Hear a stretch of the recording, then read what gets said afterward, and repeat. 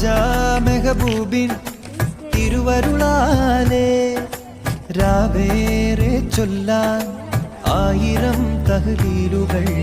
ദൂരെ പുണ്യമാസം പോയി മറയുന്നു, ഹറമിൻ പടിയോളം രാവുണർത്തും പാട്ടുകൾ. പാടിടും പെൺകൊടി ആരാണു നീ, ദൂരെ രാക്കൊയിലൊന്ന് ഗസലാടകൾ തുന്നുന്നു. പെരുന്നാൾ തിര കണ്ടേ ഫാത്തിമ,